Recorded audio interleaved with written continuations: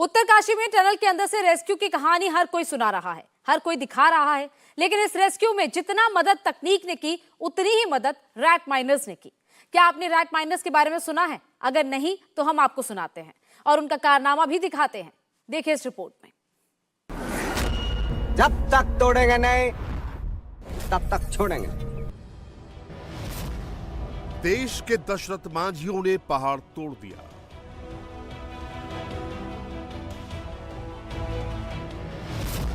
Mountain के आगे machine हारी, मैन जीत गया। एक एक करके बाहर आ रहे हैं, कोई दिक्कत नहीं है, बिल्कुल इजीली, अब कोई भी प्रॉब्लम नहीं है। कितने आ चुके हैं अभी तक? अभी 2-3 आदमी बाहर आ गए हैं, 2-3 आ चुके हैं। स्थिति कैसी है फिलहाल? फर्स्ट क्लास है, बिल्कुल मस्त है, हम तुम जैसे ही है, कोई टेंशन नहीं है। तो क्या डॉक्टर्स उनका मेडिकल चेकअप कर रहे हैं? पूरा सेटअप सेट है, सब स्ट्रांग है, बढ़िया। हाँ, मजे वगैरह सबकी ठीक बिल्कुल सब फिट। है? अच्छा, उन लोगों ने धन्यवाद किया आप लोगों और गले मिल लेते यार, होता हमसे गले सब मिलकर बड़े। स्वागत किया? हाँ, स्वागत पूरा। लेकिन आपका काम काफी सबसे ज्यादा मुश्किल काम था, हाथों से आप लोगों ने सारा मलबा निकाला, इस पर क्या कहेंगे, कितना मुश्किल था काम? देखो जी, मुश्किल तो है, फिर भी इतने आदमियों की जान तो बचानी है। अब मजदूरों का आना जाना बिल्कुल सरल हो चुका है। बिल्कुल आराम से। आप लोग खुश हैं? बिल्कुल एकदम? बहुत खुश है, बहुत खुश है। Very good. 41 जिंदगियां, 17 दिन,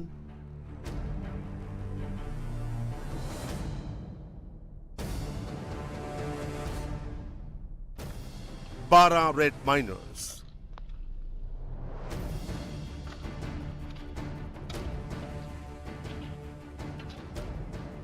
रेड माइनर्स ही ऑपरेशन उत्तरकाशी के हीरो साबित हुए, जिन्होंने 418 घंटे का रेस्क्यू ऑपरेशन 21 घंटे में खत्म कर दिया, और वो भी अपनी जान को जोखिम में डालकर। दरअसल ये सनातन आस्था और तकनीक का समागम था, जिसने 17 दिन बाद इन कर्मयोगियों को सकुशल बचा लिया। प्रधानमंत्री मोदी ने सोमवार को ही हैदराबाद के कोटी दीपोत्सव में देश भर से अपील की, सुरंग में फंसी इन जिंदगियों के लिए प्रार्थना करें।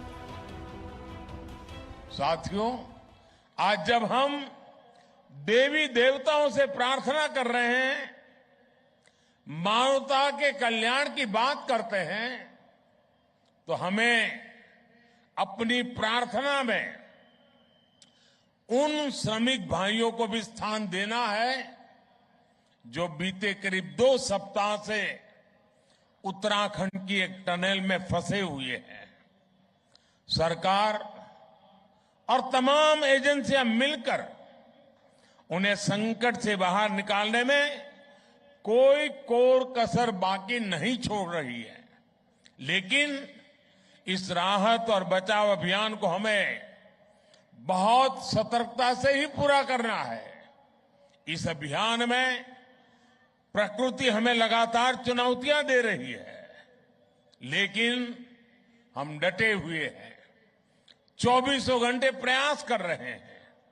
हमें प्रार्थना करनी है उन श्रमिकों के सकुशल निकलने के लिए और जल्द से जल्द निकलने के लिए। हमें हिम्मत देनी है, हौसला देना है उन श्रमिकों के परिवार को कि पूरा देश आपके साथ है।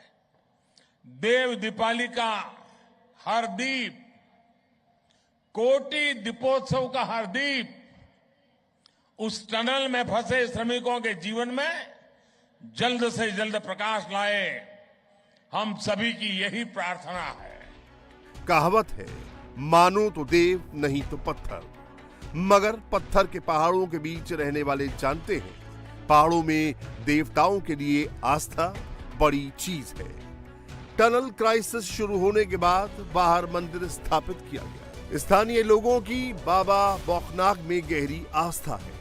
ऑल वेदर रोड के लिए जिस पहाड़ में सिलक्यारा की टनल बनाई जा रही है, उस इलाके में बाबा बौखनाक का ही प्रवास माना जाता है।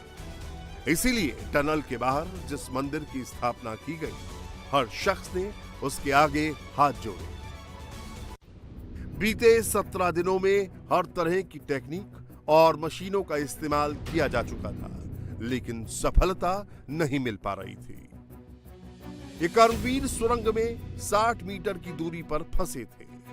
अमेरिकी ऑर्गर मशीन ने 48 मीटर तक ड्रिलिंग की, मगर इसके बाद अमेरिकी मशीन भी मलबे में फंस गई। इसी के बाद रेत माइनिंग में माहिर टीम को यह काम सौंपने का फैसला लिया गया। हालांकि भारत में रेत माइनिंग को नेशनल ग्रीन ट्रिब्यूनल ने बैन कर दिया है। एनजीटी ने 2014 में इस पर बैन लगाया था। ये मजदूरों की सुरक्षा के लिए किया गया था।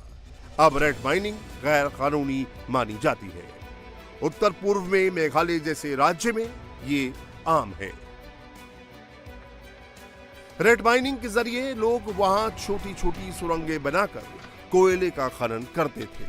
इस काम को असुरक्षित और अवैध दोनों माना गया, इसीलिए बैन लगाया गया। लेकिन कुछ कंपनियां प्रोटेक्टिव तरीके से रेत माइनिंग की स्किल का सहारा अब भी लेती हैं।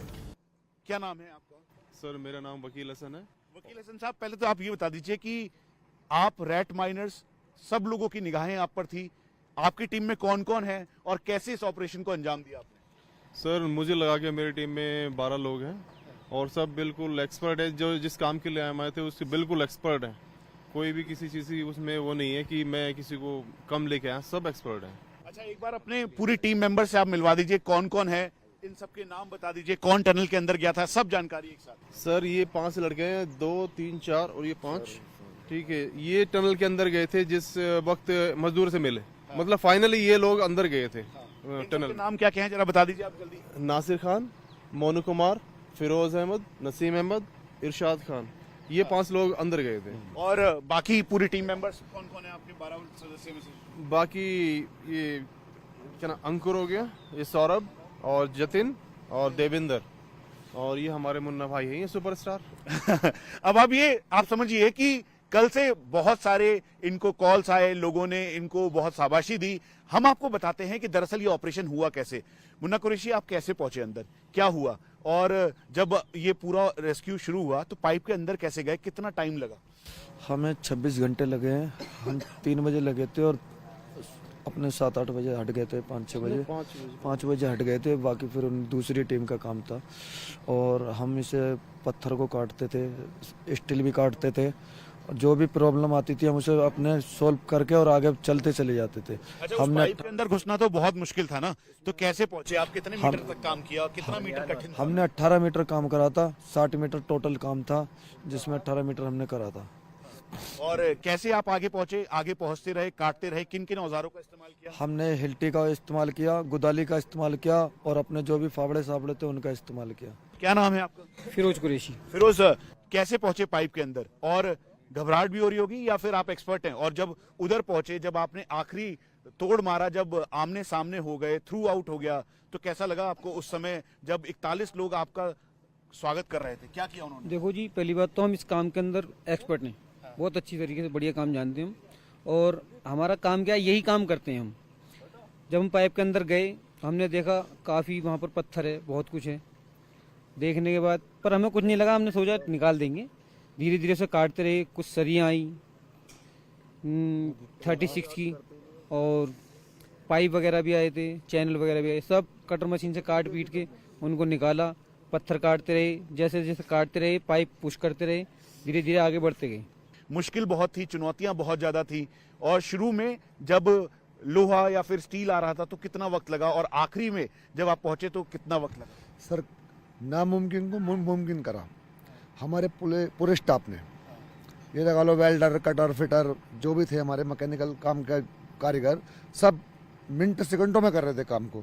24 घंटे 48 घंटे बराबर कंटिन्यू सब ड्यूटी दे रहे थे। जो ये 41 अंदर लोग थे, जब आप अंदर खुदाई कर रहे थे, जब आप पहुंचे वहां पे, जब आखिरी छेनी मार रहे थे, तो सबसे पहले तस्वीर किसने देखी थी? मतलब जो आखिरी जो हथौड़ा था एक तरीके से उस पे, वो किसने देखा था? मैंने। क्या हुआ था उस समय? उस समय सर बहुत अच्छी फीलिंग आई थी। नासिर नाम है। नासिर, क्या हुआ था उस समय? उस समय हुआ क्या था, मैंने जो सब्बल जो मारा था तो उन्होंने सब्बल के लिए देख लिया, जो सरिया मैंने पार करा उसी सरिये पे वो भागे हुए चले आए। थोड़ी सी आवाज भी बहुत ना के बराबर आवाज आ रही थी उसमें से, उन्होंने जगह बनाई अपनी, कुछ हमने अंदर को खींचा, कुछ बाहर से उन्होंने खींचा।